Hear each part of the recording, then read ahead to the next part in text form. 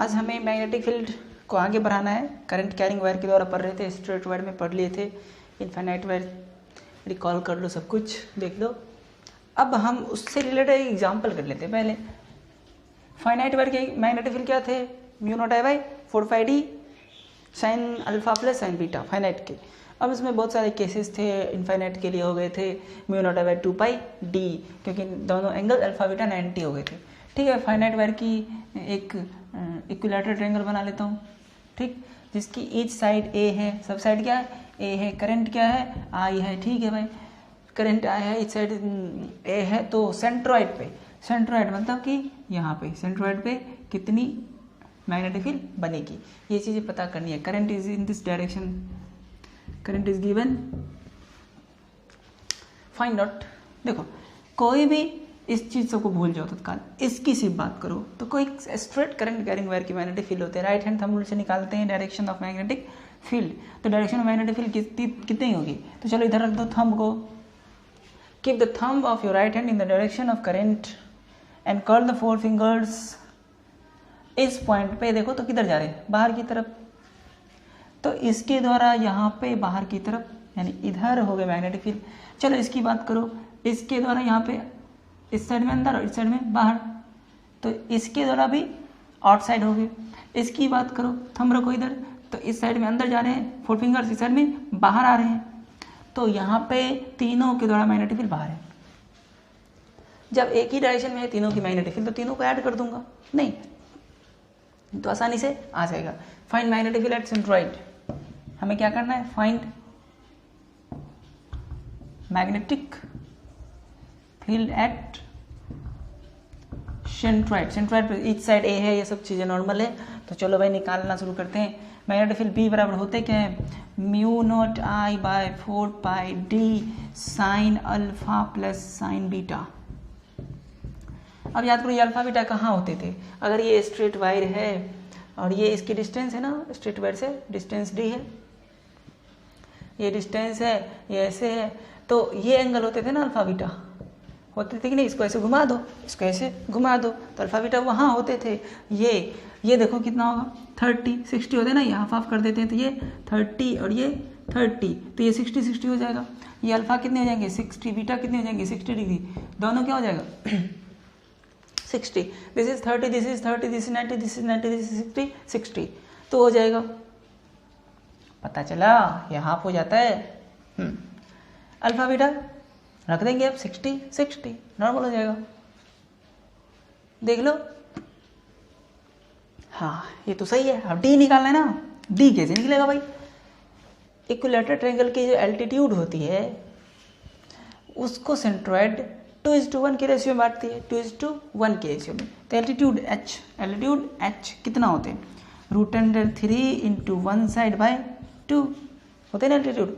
तो उसमें से 2 पार्ट ऊपर होते हैं, 1 पार्ट नीचे होते हैं, 2 पार्ट ऊपर 1 पार्ट नीचे, तो 2:1 की रेशियो, इट मीन्स 2:1 की रेशियो होते हैं। तो हमको तो ये 2 पार्ट लेना नहीं, हमको तो 1 पार्ट लेना है, तो 1/3 कर दूँ।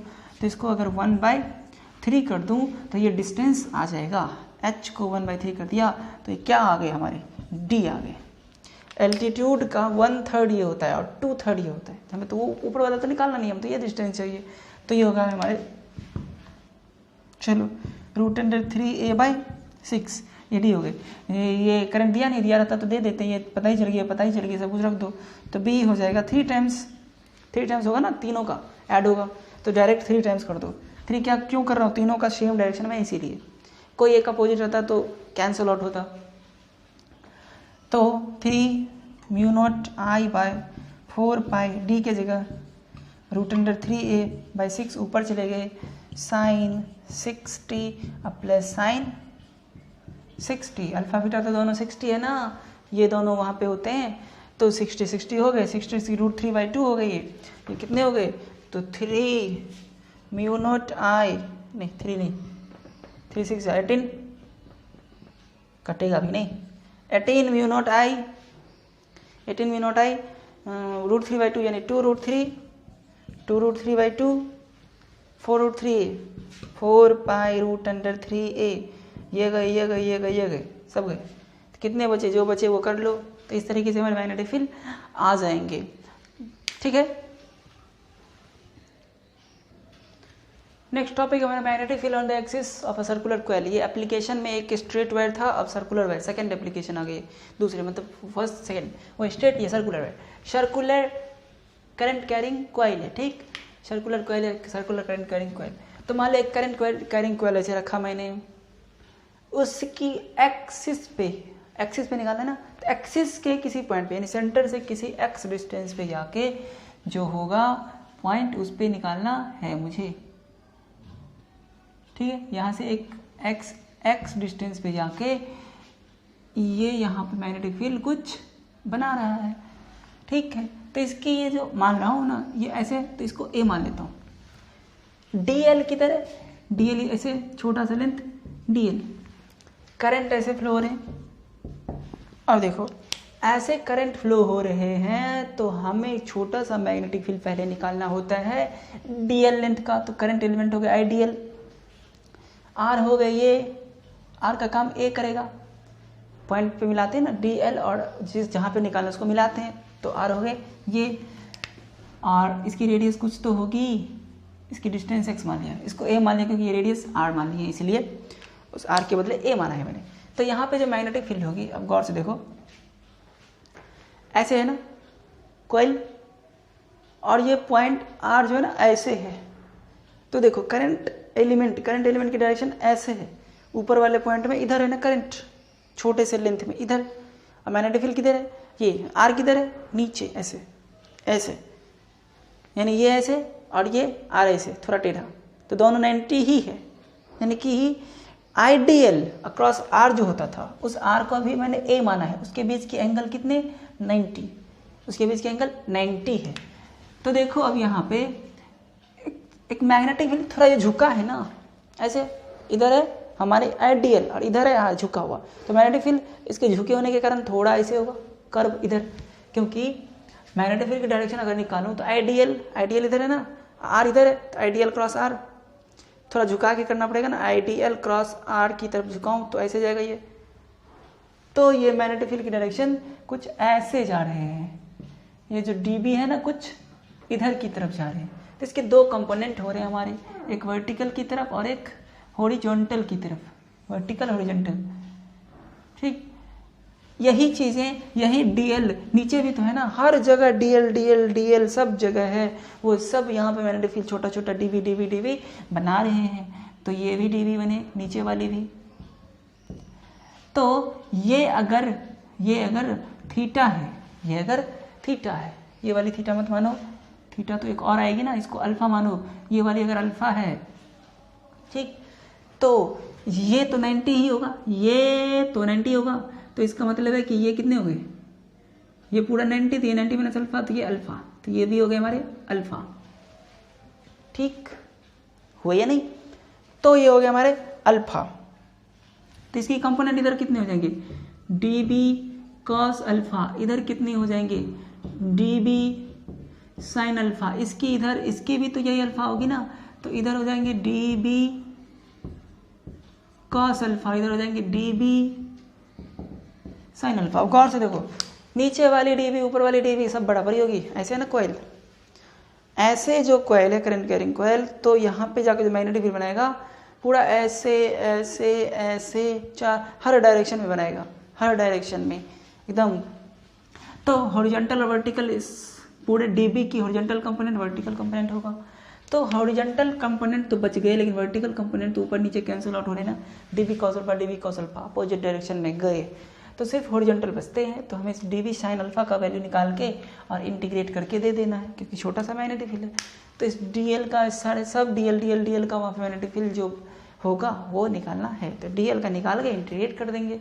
तो चलो भाई, मैग्नेटिक फील्ड छोटा सा जो मैग्नेटिक फील्ड वो होगा वो कितना होगा, mu naught I DL sine theta by A square, R square को बोलते ए स्क्वायर लूंगा क्योंकि आर तो यहाँ पे ए माना गया है। थीटा तो यहाँ पे 90 होगी, थीटा है ये 90, ये थीटा 90, सो डी बी हो गए mu naught I D L by A square, sine 91 हो गए। चलो भाई इतना तो हुआ। अब क्या करना है, इसमें म्यू नोट कांस्टेंट, आई कांस्टेंट, डीएल को तो इंटीग्रेट करना पड़ेगा ए स्क्वायर को छोड़ ही दो, हमें निकालना तो डी बी साइन अल्फा है ना, हमें निकालना डी बी साइन अल्फा है, तो भाई साइन अल्फा को निकालते इसमें साइन अल्फा लगा दो, तो यहाँ पे बी जो होगा वो इंटीग्रेशन होगा डी बी का, it means mu naught I D L by A square का इंटीग्रेशन। हाँ साइन अल्फा भी होगा ना, ये तो डी बी है ना, हमें तो इंटीग्रेट करना है, ये वाले कैंसिल आउट हो गया, डी बी साइन अल्फा को हॉरिजॉन्टल ना, तो D B sine alpha D B this, तो बी हो जाएगा दिस साइन अल्फा, होगा कि नहीं, D B sine alpha, total B तो यही होगी। तो चलो भाई डी बी कितने हैं, mu naught I D L by A square sine alpha, होगा कि नहीं। तो ये हो गया हमारे mu naught I by A square, constant हो गई, साइन अल्फा का क्या होगा, sine alpha p by h r by a, तो ये हो जाएंगे, साइन अल्फा को ले लो, mu naught I a square सब कॉन्स्टेंट है, वेरिएबल कौन है, सिर्फ एल, ये एल पूरे इंटीग्रेट होकर 2 पाई आर हो जाएगा। तो यहाँ पे mu naught I by A square निकल गए, साइन अल्फा निकाल लो और डी एल को छोड़ दो, तो बी कितने हो जाएंगे, बी हो जाएंगे mu naught I by A square, समझ में आ रहे। तो म्यू नॉट आई बाई कुछ छूट तो नहीं रहा, ए स्क्वायर साइन अल्फा के बदले क्या हो जाएगा, आर बाई एक्स और डी एल के बदले 2 पाई आर, समझ में आ रहे। चलो भाई कुछ तो कटा उठा कि नहीं कटा, एक्स नहीं आर बाई एक्स कहाँ से होगी, आर बाई ये होगी ना, पी बाई एच होते, पी बाई एच, तो बी हो गई mu naught I R square 2 pi mu naught I R square 2 pi by A cube. हाँ ये तो बी हुआ कि नहीं हुआ। तो इस तरीके से हमारे यहाँ पे बी आ गए। अब देखना ये है कि बी आ गए दिस, आए कि नहीं आए, ठीक है। अब ये पाई कहाँ से छूट रहे हैं, ये पाई तो होना ही नहीं चाहिए, आओ यहाँ पे 4 पाई छूट गए ना, म्यू नॉट बाई 4 पाई फॉर्मूले होते ना, हाँ भाई 4 पाई डाल दो, और कहीं है यहाँ पे 4 पाई, फिर यहाँ पे 4 पाई, फिर यहाँ पे भी 4 पाई, तो फिर यहाँ पे भी 4 पाई, काट दो, चलो काटो, तो यहाँ पे 2 पाई पाई गए, 2 से 2 ए क्यूब हटा दो इसको। तो इस तरीके से हो गए mu naught I R square by 2 A cube, तो बी के हो गए mu naught I R square by 2, A के बदले क्या होगा, root under R square plus x square, root under R square plus x square, it means R square plus x square का power 1/2 होगा ना, रूट के मतलब 1/2 और इंटू क्यूब यानी 3/2। तो ये हो गया हमारे मैग्नेटिक फील्ड के फॉर्मूले।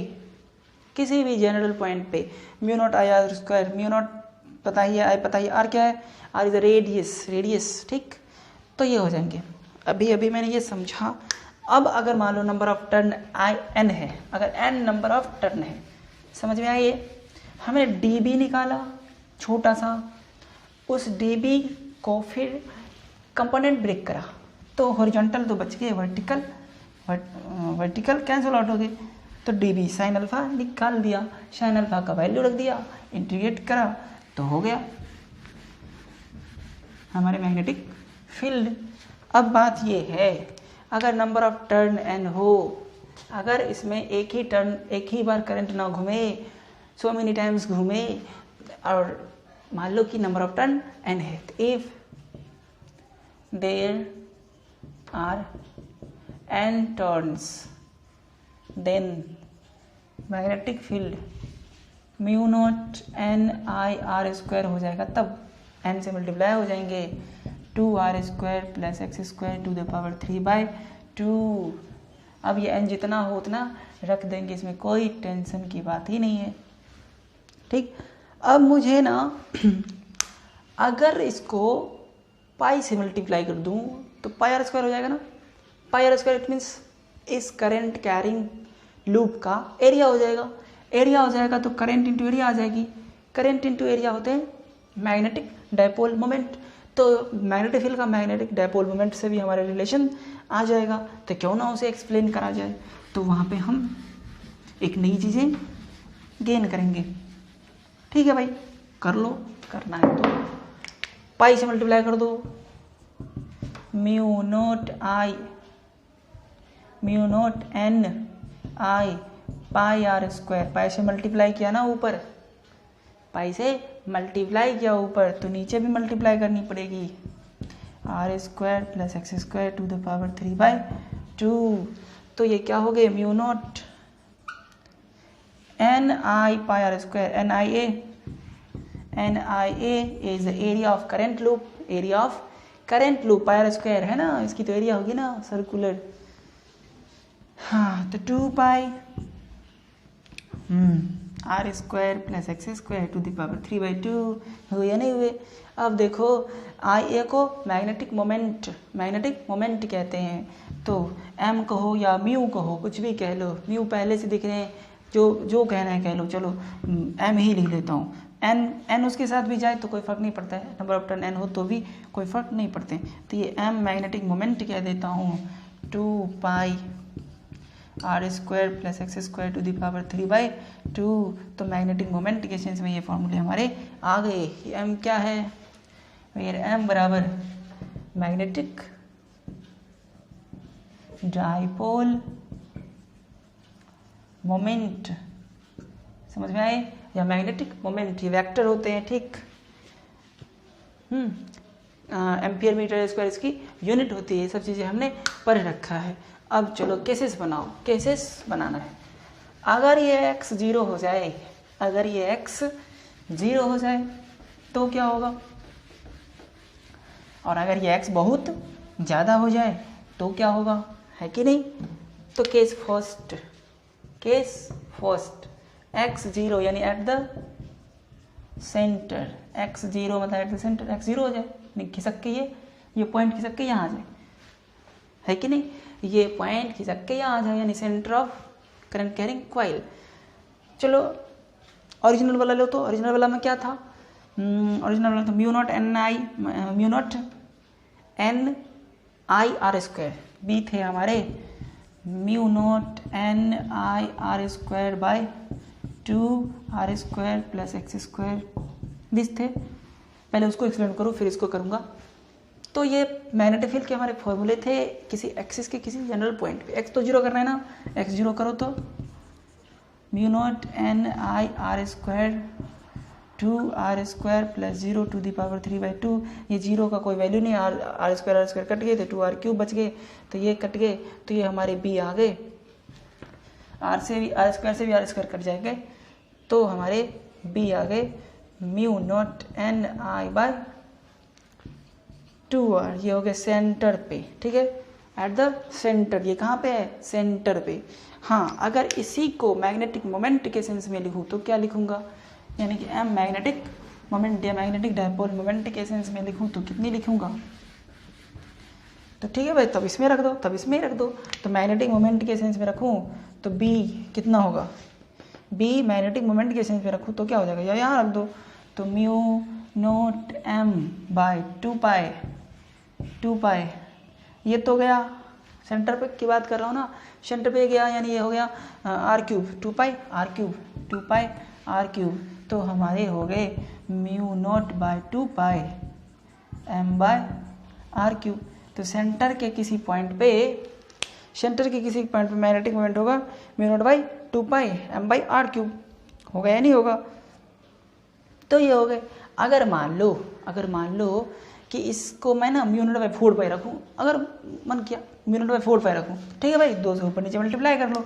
तो इसी को हम ऐसे भी लिख सकते हैं, mu naught by 4 pi 2m by r³, same चीज़ें 2m बाई r³, 2 से ऊपर नीचे मल्टीप्लाई कर लिया।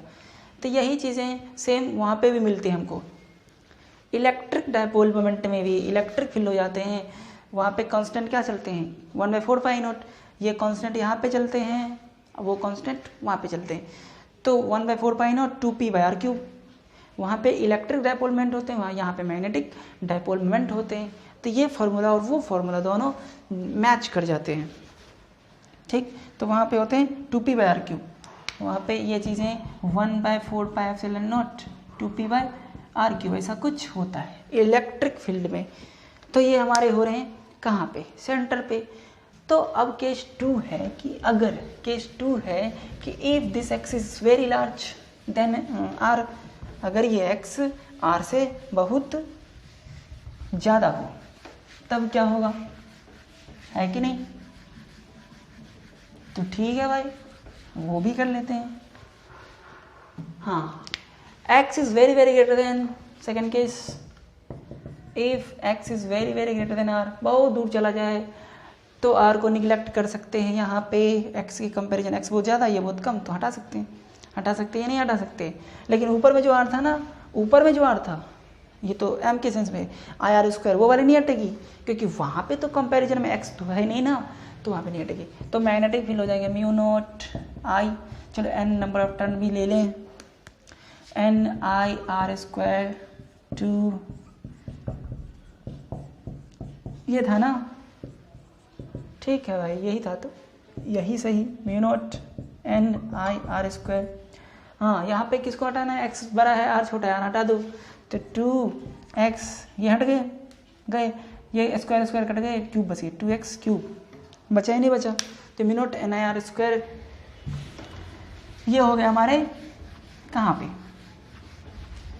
पे हुए, एक्सिस के किसी x पे जो बहुत दूर पे है, तब ये होगा μ0 NIR² 2x³ किसी x पॉइंट पे। तो ये हमारे जनरल पॉइंट पे, दूर के पॉइंट पे हो गए। जनरल पॉइंट पे तो कुछ और है, ये दूर के पॉइंट है, ठीक। अब बात है कि इसको m के सेंस में कैसे लिखूं, तो ठीक है भाई, पाई से ऊपर नीचे कर दे। तो m के सेंस में μ0 NI⁴,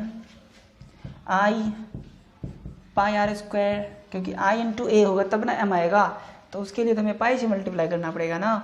तो यहाँ पे पाई 2 है, पाई है, x³ है, पाई पाई ऊपर नीचे किया हूँ मैंने।